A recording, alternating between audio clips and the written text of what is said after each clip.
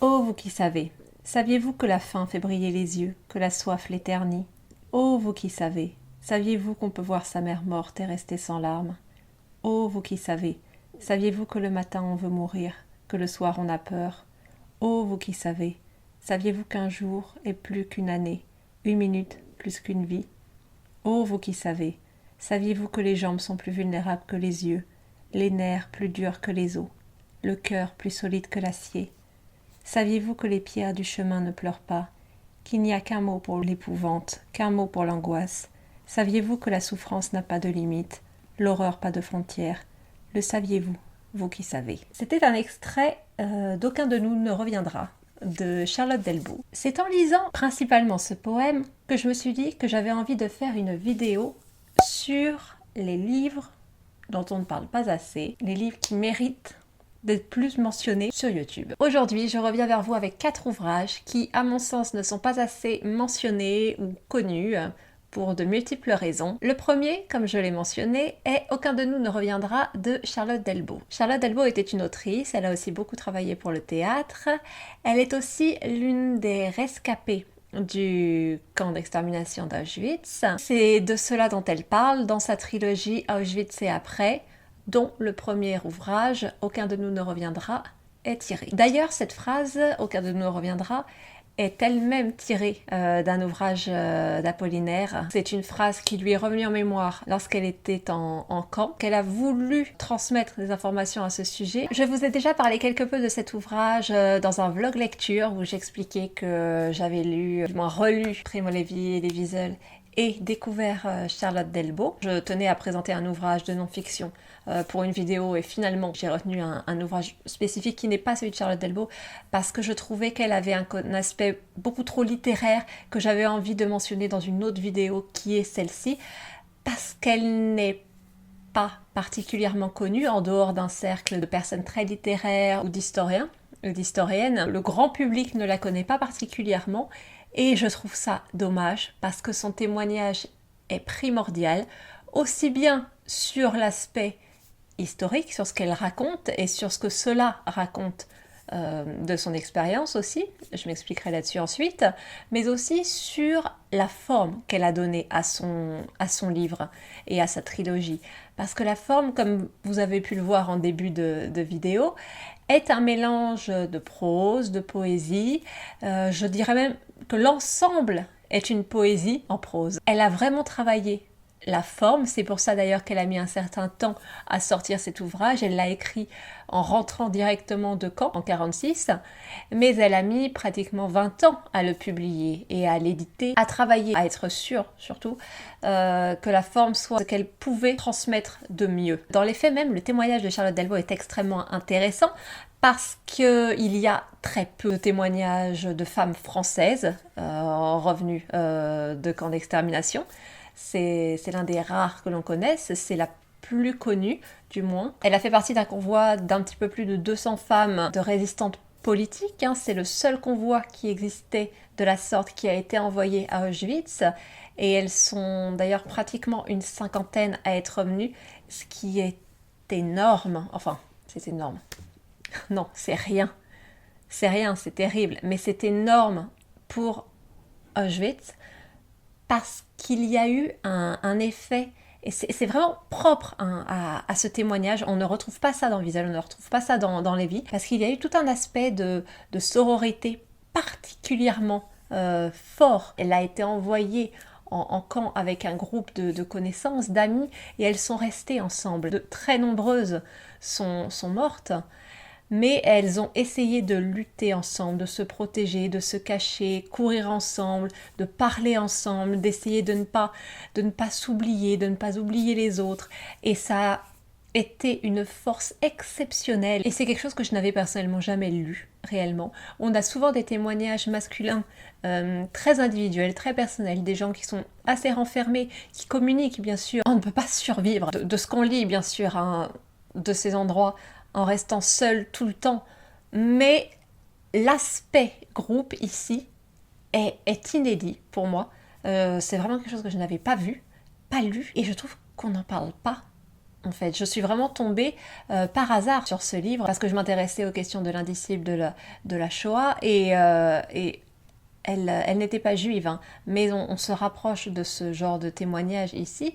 Voilà, faire des recherches sur Lévi m'a mené à m'intéresser à Charlotte Delvaux et quelle découverte ce fut, hein, parce qu'elle mélange à la fois le fond, donc de toute évidence l'importance d'un tel témoignage, à nouveau les aspects très particuliers qui la concernent. Elle était en groupe, c'était une prisonnière politique, elle est arrivée tôt dans le camp, elle est arrivée en janvier 43. C'est très rare de survivre aussi longtemps en camp d'extermination.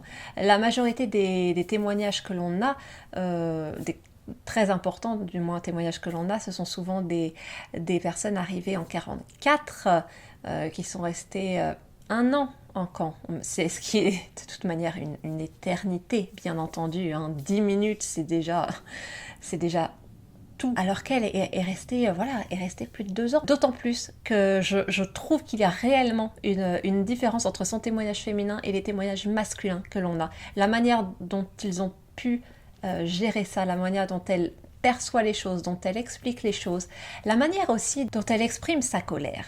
C'est-à-dire que nous sommes ici, et je rejoins la partie de la forme, dans un ouvrage qui est beaucoup dans les sensations, dans des flashbacks. Il n'y a rien de chronologique dans sa manière d'organiser son livre.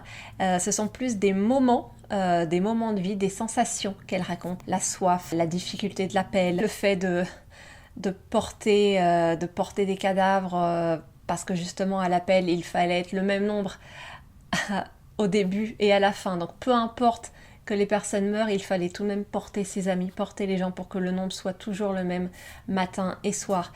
Ce sont plein de petits événements comme ça qu'elle raconte et qu'elle exprime.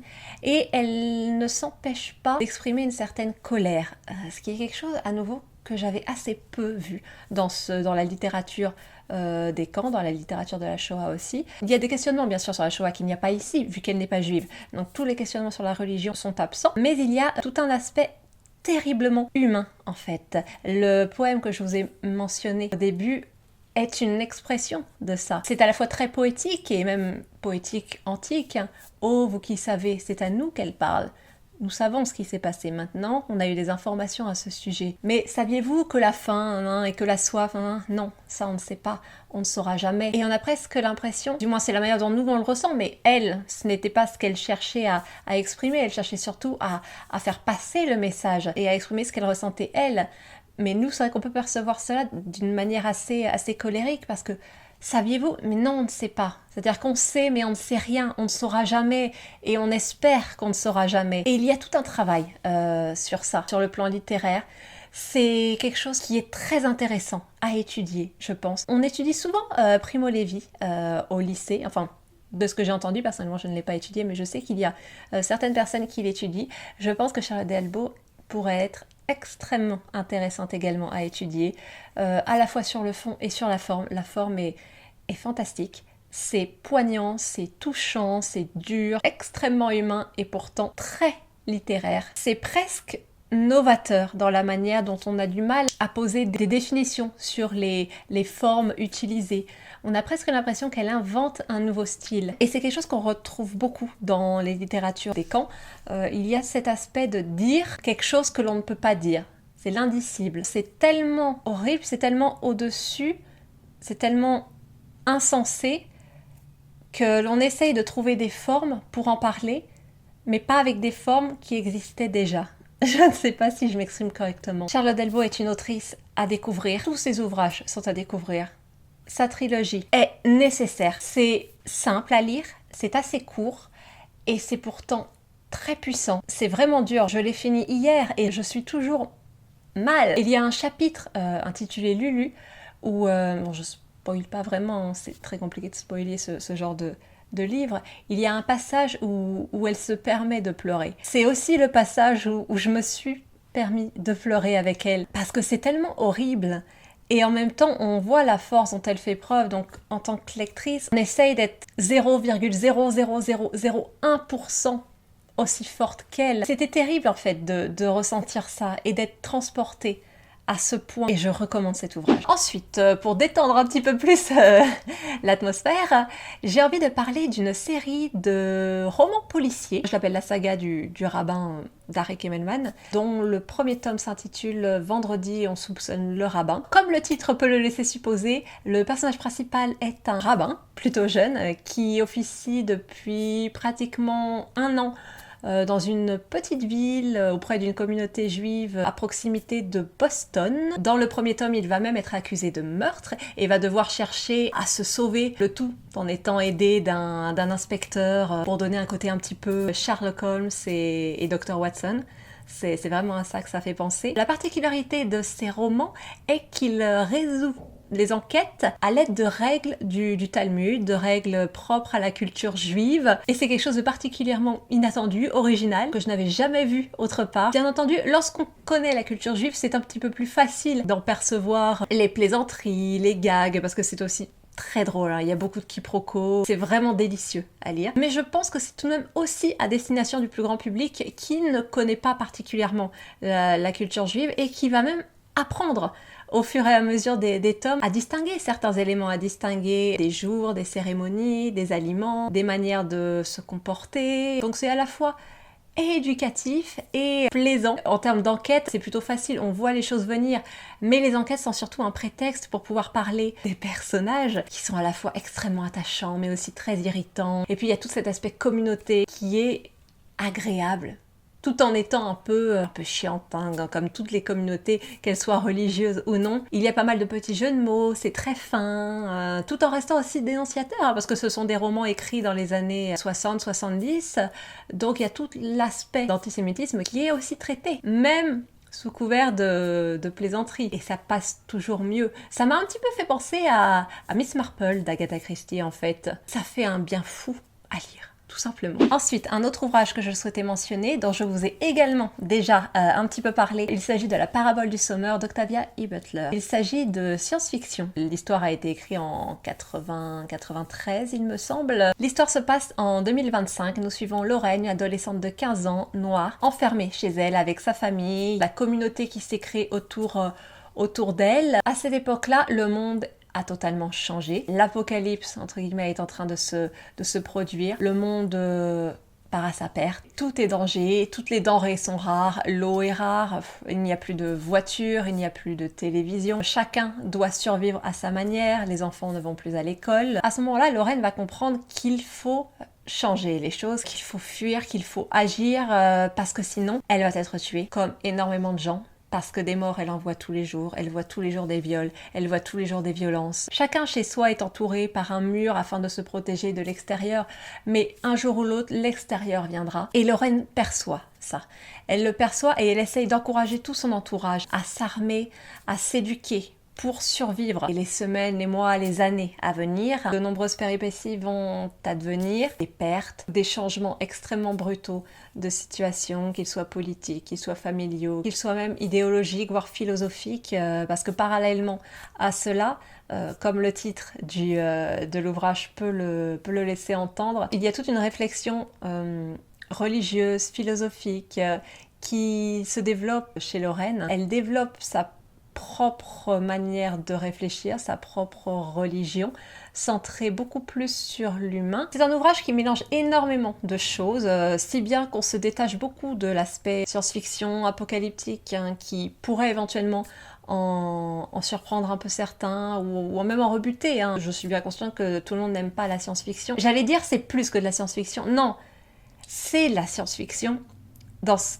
que j'aime. Mais la science-fiction est tellement d'éléments à la fois, il y a tellement de réflexions que l'on peut créer ici. À nouveau, il y a tout un aspect religieux très développé, même une religion presque inspirée de l'Orient. Et il y a tous ces questionnements sur, bien entendu, la ségrégation raciale. Hein. Octavia E. Butler était une autrice noire, sa narratrice est noire, sa famille est noire, et on se retrouve plongé dans un univers de ségrégation, d'esclavage à nouveau.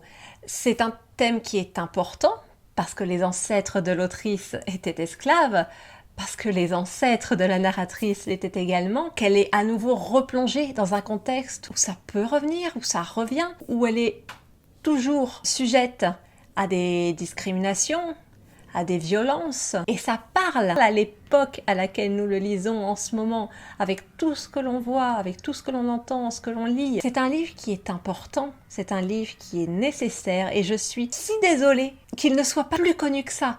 J'ai l'impression que le nom commence à ressortir depuis peut-être une année ou deux.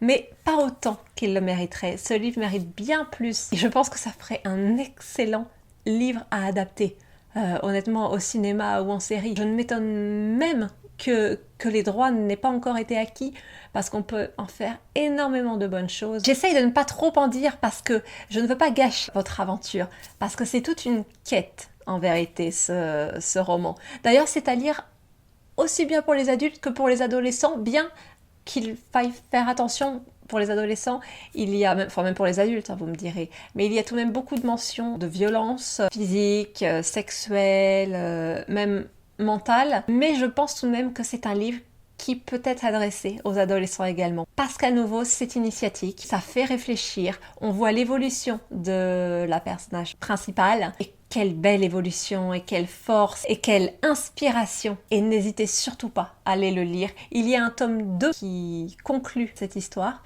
Je ne l'ai pas encore lu, donc je n'ai pas d'avis à ce sujet, mais je n'hésiterai pas à le donner également. Et finalement, le dernier ouvrage que je souhaite présenter est Le Grand Livre de Connie Willis. Pour les personnes qui me suivent depuis plusieurs années, vous l'avez peut-être déjà entendu dans une de mes vidéos consacrée à mes meilleures lectures. Je pense peut-être 2016. Pour autant, j'ai encore envie de parler de ce livre parce que je pense qu'il n'est pas assez mentionné, il n'est pas assez lu, il n'est pas assez connu et il mérite de l'être tellement. C'est à nouveau un ouvrage de science-fiction consacré cette fois-ci au voyage dans le temps avec tout un mix sur l'histoire, notamment du Moyen-Âge. On se retrouve avec Kivrin, notre héroïne, qui est une historienne spécialisée dans le Moyen-Âge, qui, comme tous les historiens et les historiennes de son époque, hein, c'est-à-dire que là, actuellement, son présent, c'est notre futur, qui n'est pas si loin d'ailleurs, mais bon, passons dessus. Donc comme tous les historiens et historiennes de son époque, elle peut retourner dans le passé pour compléter ses études. C'est une idée particulièrement séduisante, nous sommes d'accord. Je pense que tous les historiens ont un jour rêvé de pouvoir retourner dans le passé pour aller vérifier les faits, pour pouvoir avoir encore plus de véridicité dans leurs études, dans leurs documents. Donc elle, spécialisée dans le Moyen-Âge, a pour intention de partir au XIVe siècle. Bien entendu, tout ne se passe pas comme prévu et elle se retrouve bloquée au Moyen-Âge en pleine période de peste, pendant que son, on va dire, son maître de recherche, pas de thèse, mais on va dire son supérieur, lui reste dans leur présent, qui ne va pas être non plus sans dommage, sans souci, parce que manque de peau, une épidémie va également éclater dans le présent, futur. Tout dépend où est-ce qu'on se place. Et c'est tellement bien, c'est tellement agréable à lire, c'est addictif, ça se lit si vite. Il y a à la fois un aspect extrêmement érudit dans le livre, auquel on ne s'attend pas du tout, c'est-à-dire que tout ce qui relève du Moyen-Âge a été vraiment étudié. Je pense que les historiens ne seront pas en train de pinailler sur absolument tout, parce qu'on voit que l'autrice a fait des recherches sur la manière de s'alimenter, sur la manière de, tout bêtement, hein, de se chauffer ou autre.